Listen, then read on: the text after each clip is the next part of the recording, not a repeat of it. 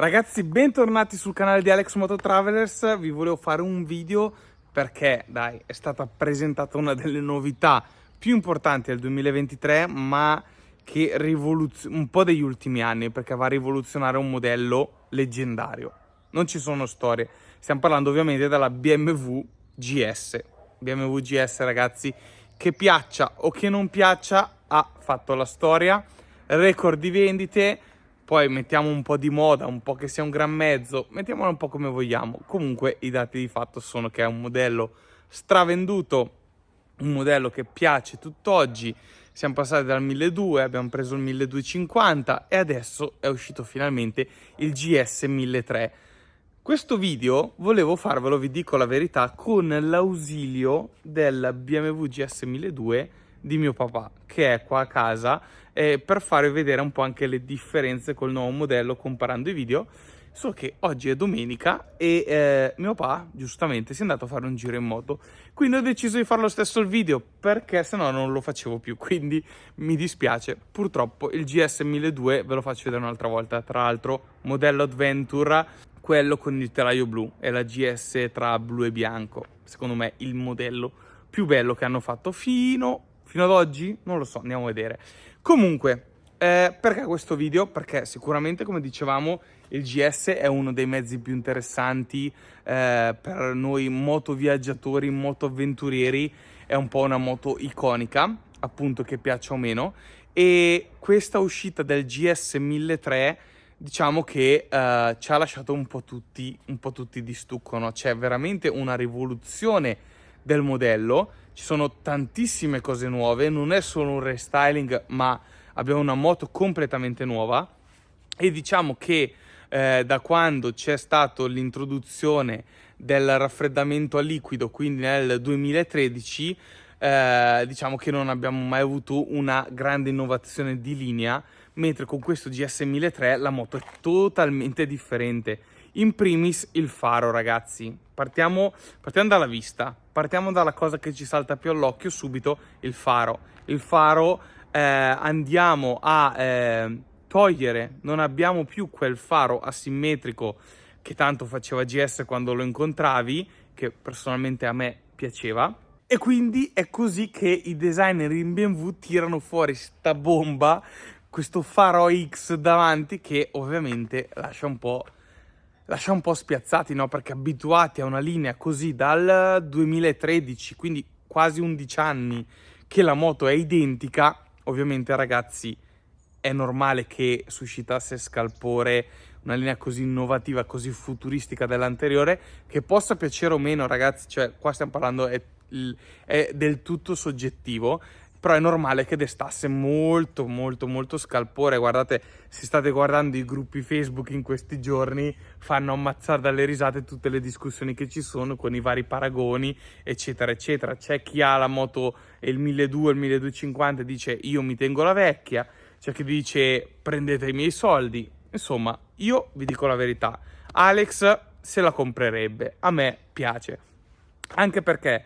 allora mi sembra, vedendola in video, tra l'altro il video che abbiamo sotto è quello della presentazione ufficiale di BMW, notiamo una linea molto più slanciata, sembra molto più sportiva, meno ingombrante, anche se quelle che stiamo vedendo sono le versioni standard, la versione Adventure non è ancora stata presentata.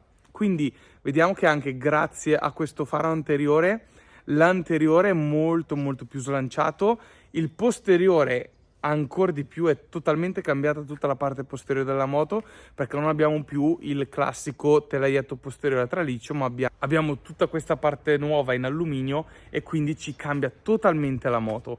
Stavamo parlando appunto che questi sono i modelli standard. Una cosa che ho visto e non ho visto in tanti altri video è che pochi hanno menzionato il fatto che la standard da 20 litri di serbatoio passa a 19, quindi 1 litro in meno di serbatoio. I serbatoi sono nuovi, quindi serbatoi in alluminio, ci porta a ovviamente un risparmio di peso che dopo andiamo ad affrontare perché è comunque una cosa molto importante. Su 19 litri ovviamente manteniamo sempre i soliti 4 litri di riserva. Allora, quindi andiamo a vedere cosa è cambiato realmente dal 1250 al 1300. Da quello che possiamo vedere dalle immagini e quello che ci scrivono, la moto è quasi totalmente nuova. Ci sono ovviamente delle componenti quelle che non cambiano mai, come il boxer, il motore boxer classico. Abbiamo poi il telelever e il paralever, il classico sistema di sospensioni che contraddistingue il GS, ma credo che ci sono anche tante cose molto interessanti. Per esempio il peso, ragazzi. Siamo passati da 249 kg del 1250 a 237 kg del 1300. Cioè tirare giù, ovviamente con il pieno, tirar giù 12 kg da una moto del genere, credo che abbiano fatto un lavoro veramente, veramente incredibile. Molto, molto importante. Con anche un baricentro più basso da quello che si può evincere. Considerate che solo dal motore, dalla posizione del cambio e dalla trasmissione hanno tolto circa 6,5 kg, quindi veramente un lavorone. Il cambio l'hanno spostato da dietro a sotto e questo ha permesso appunto di abbassare il baricentro e tenere un peso differente. Anche se un po' in ritardo, siamo arrivati al radar sulle GS.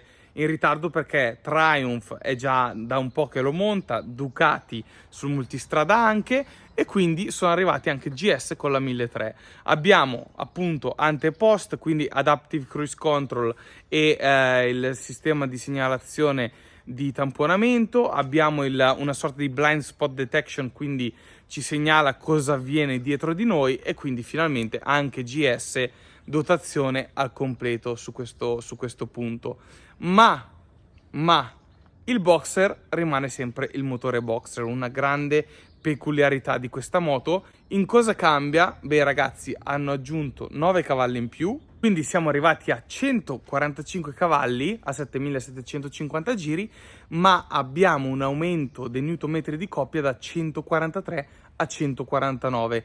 Questa secondo me è una cosa che deve essere una figata.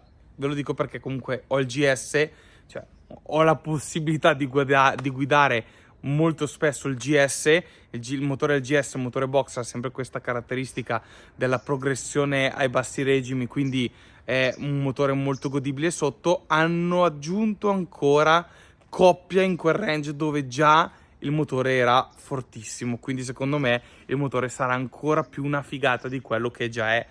Tanta roba. Questa cosa è molto interessante e non vedo l'ora di provarla.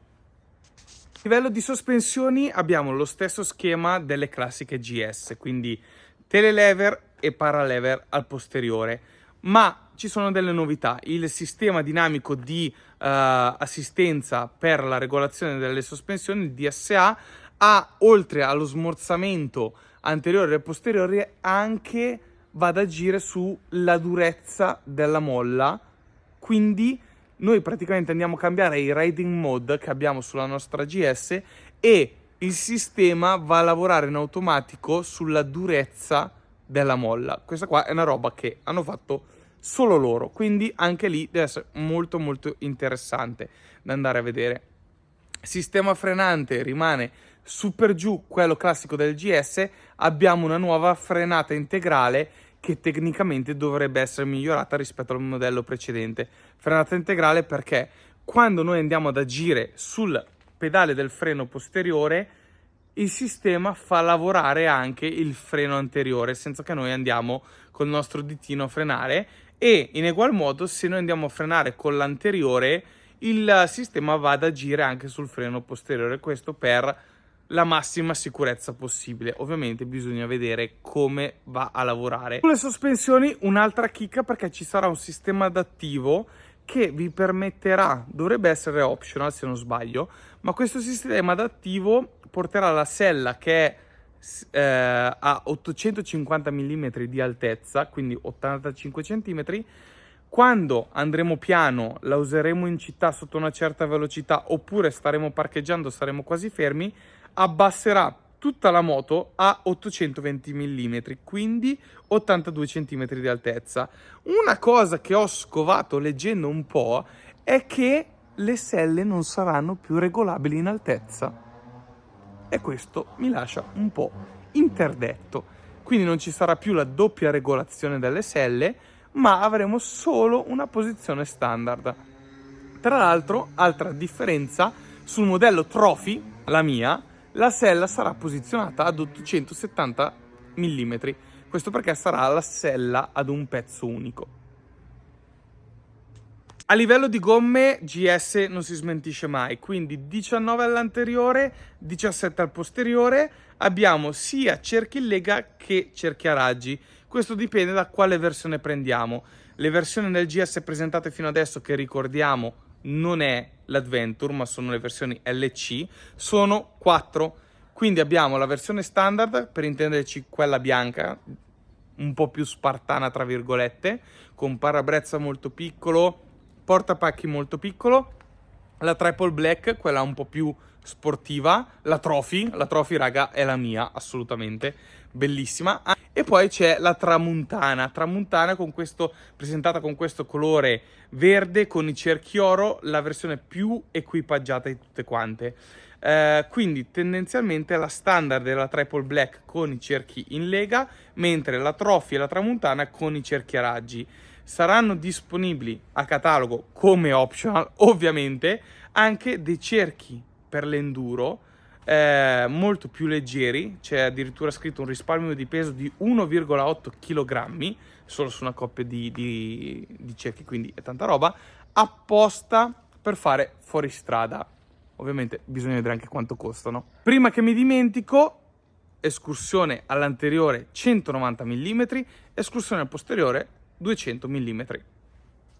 Veniamo adesso alla nota dolente, il prezzo raga, perché anche lì sui gruppi Facebook si leggono prezzi esorbitanti eccetera eccetera. Allora analizziamo i dati che abbiamo ad oggi sul modello LC, no? Quindi standard, prezzo della standard, ovvero la modello un po' più scarno tra virgolette, sono 20.850 euro, quindi circa 500 euro in più, no senza circa, sono 500 euro in più rispetto allo stesso modello della 1250, quindi un incremento di 500 euro. Per il modello Triple Black e per il modello Trophy abbiamo 21.700 euro, mentre per la Tramuntana, che è la versione top di gamma, diciamo, della serie LC, con i cerchi a raggi, eccetera, eccetera, abbiamo il prezzo di 23.650 euro. Ora sta tutto a vedere che razza di prezzo ci tirano fuori per l'Adventure. Per me, io il GS lo amo Adventure, per me il GS è Adventure, col serbatoione grossa. Sono proprio curioso di vedere il prezzo che ci tirano fuori per sta Adventure. Si narra di 30.000, 32, 33 per andare dietro a questo trend al rialzo della Ducati V4. Staremo a vedere cosa ci tireranno fuori. Speriamo, ma non credo, che non vadano dietro Ducati. Questo è il mio pensiero personalissimo, ecco. Bene signori, da Alex è tutto. Mi raccomando, sono stra curioso di sentire le vostre opinioni su questo modello. Io vi dico la mia sincera verità. Io la Trophy me la comprerei, mi piace tantissimo. Aspetto qua sotto i vostri commenti, ci vediamo al prossimo video, rimanete aggiornati, c'è un botto di roba da farvi vedere. Ciao da Alex.